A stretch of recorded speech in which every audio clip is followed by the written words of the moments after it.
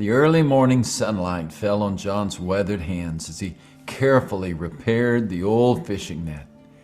With each knot, his mind went back to his early years in the village of Capernaum. As a fisherman, he and his brother James made their living from the abundance of the sea. Some of their catch was sold in the local markets. Some they sold to the Greek communities across the shore who had less restrictions about the type of fish they could eat. It was a good way for those located on the coast of the Sea of Galilee to make a living. It was so lucrative, in fact, that even King Herod and King Philip, the monarchs of the region, had gotten into the fishing business. John had seen the number of boats working on the sea vastly increase during his lifetime as a result of their involvement. Yes, it had been a good and peaceful life for them beside the still waters of the sea. Well, at least most of the time. For every seasoned sailor on Galilee had witnessed the storms that whipped through the region. They would rise up quickly and without warning.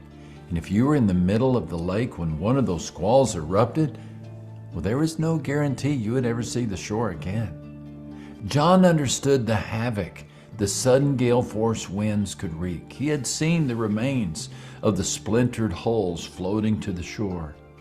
He had attended the funerals. The memory still flooded his mind, but there was one day in particular that stood out to him, a day filled with many kinds of storms, a day that, as he thought back on it, was one of the most stress-filled days in his master's life. Sometimes we can be tempted to think that Jesus doesn't understand how we feel when we encounter the storms of life. We wonder if he can relate to the demands and struggles we face. But this day in the life of Christ reveals he knows exactly how we feel. It reveals that he has faced all we have and more, and it reveals that God is always with us in the middle of the storm.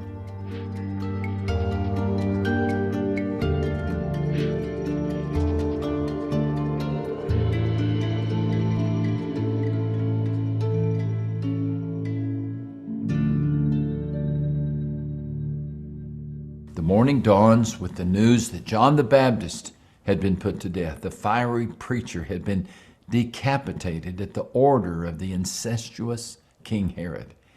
Even worse, the emissaries who brought the news reported that Herod was also interested in removing Jesus' head. So with the storm clouds forming, Jesus decided to retreat to a solitary place. But before he could get away, the disciples arrived. Jesus had sent them out into the surrounding villages to proclaim the gospel and authenticate it with miracles. And they were excited to report on everything they had done and seen. In a matter of moments, Jesus' heart went from the pace of a funeral dirge to the triumphant march of a parade. The disciples were not the only ones who found Christ. Trailing behind them was a crowd of 5,000 plus people.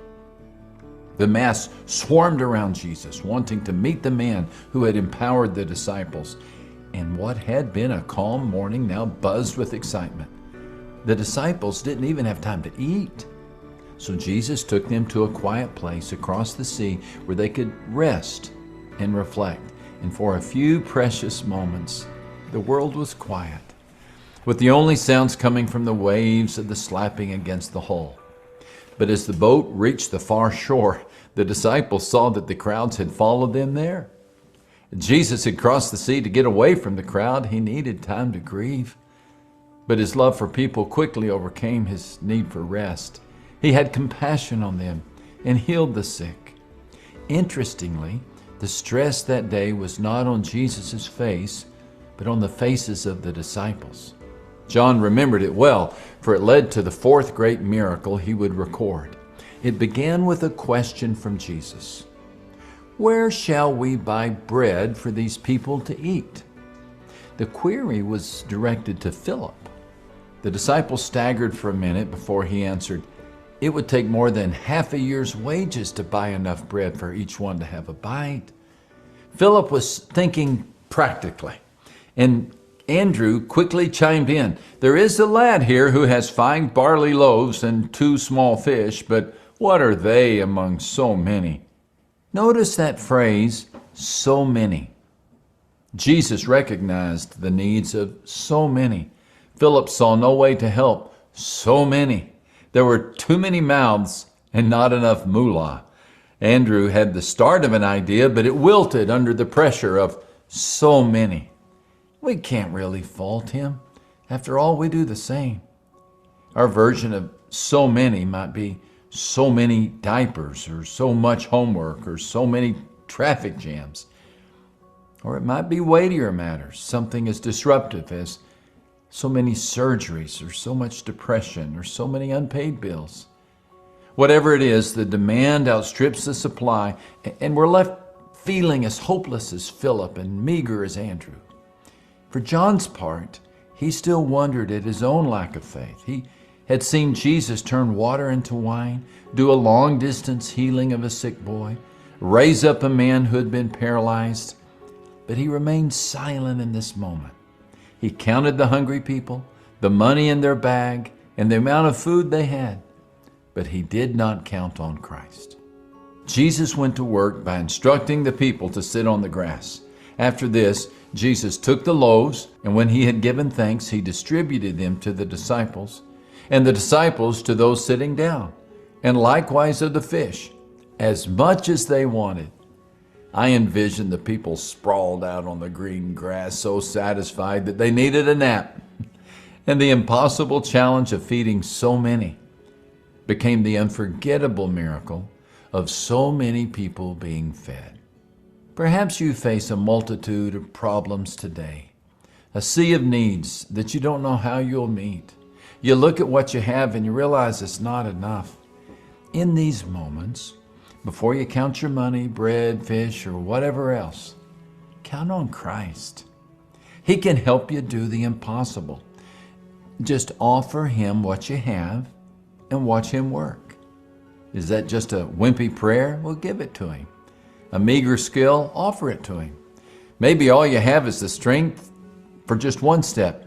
Well, take it and let Christ guide you to the next. It's not for you and me to tell Jesus that our gift is too small. He can use what we have and see us through the storm until we reach the other side. It is a lesson that John and the disciples would soon take to heart. For another storm was brewing, and this one was more of the literal kind. Right after the hungry crowd had been fed, Jesus told John and the others to get into the boat and set off for Capernaum. John recalled, when evening came, his disciples went down to the lake, where they got into a boat and set off across the lake for Capernaum. A strong wind was blowing, and the waters grew rough. Now, this wasn't the first time the disciples had encountered such a storm. Earlier, they had faced a storm so severe they feared they would drown. Jesus was with them on that trip, sleeping in the stern, and didn't wake up until he heard them cry, "Teacher, do you not care that we're perishing?" He calmed the storm with a few words, and the miracle caused the disciples to look at one another and declare, "Who can this be, that even the wind and the sea obey him?" This storm was much like that one, fierce and terrible, the kind that intimidated even the most seasoned of sailors. John certainly feared for his life. Matthew, one of the non-former fishermen in the group, would later write that they were in the middle of the sea, tossed by the waves, for the wind was contrary. It's a nice way of saying they were far from the shore, lost in the struggle, and going down quickly. Only this time, it seemed as if they were all alone. This time, Jesus was not in the boat with them. He had sent them ahead so he could go to the top of a mountain and pray. The disciples must have felt abandoned. Surely Jesus will help us, they thought, as they struggled with the oars. Surely he will come. But the hours passed and Jesus didn't appear. 3 hours, 4 hours. The winds continued to rage. The boat continued to bounce. Still, no Jesus. For 6 long hours they fought the storm and sought the Master. It was only then that Jesus appeared. But it wasn't in the way they expected. John could still smile when he recalled how suddenly they saw Jesus approaching the boat walking on the water, and they were frightened. Before Jesus stilled the storm, he came to his friends in the storm, and he said to them, "It is I. Don't be afraid." The literal translation of Jesus' words are, "I am. Don't be afraid." I am is God's name. In fact, if God had a calling card, it would contain this imprint, I am. He had used it ever since Moses saw the burning bush that refused to burn up. It was a title of steadiness and power, a title he still uses with us today. Storm clouds still roll into our lives and rocky seas still erupt. And just as we have no authority against the squalls of nature, we have no authority against the squalls of life. A marriage that we despair will be lost. A rebellious child we fear will never return. A financial burden that we can see no way to overcome. Storms, they overtake us. And in the middle of our struggles, we wonder if God will ever arrive. But it is at these moments that he answers with his name, I am. It is when we wonder if he is able that he declares, I am. It is when we see nothing but darkness that God breaks through with his light and declares, I am. If you're currently in a storm, just think about the disciples' experience on the boat. Yes, you want this squall to pass and the winds to still, but above all, you want to know and need to know that the great I am is near. Jesus is with you in the storm and says, I am coming. Such was the experience of the disciples.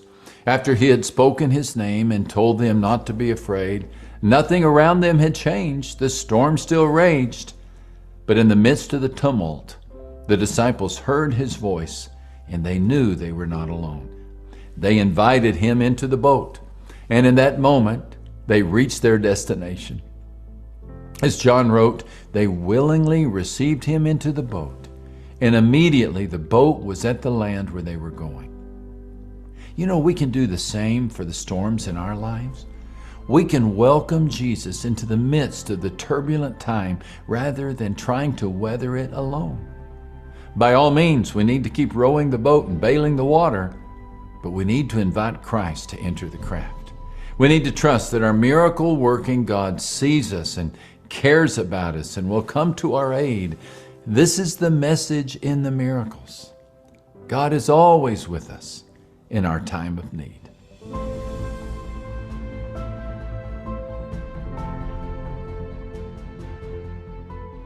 John couldn't wait to step back on the land once he and the rest of the disciples reached the shore of Capernaum.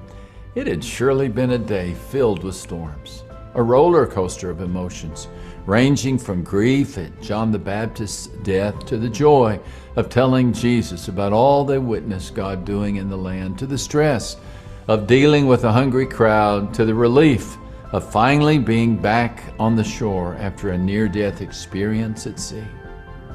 It was a day that John would long remember, a day that would forever change the way he looked at bread and fish. But above all, it was a day that he would return to often, when he needed to be reminded of one simple truth. God is always with us and will always see us through to the end.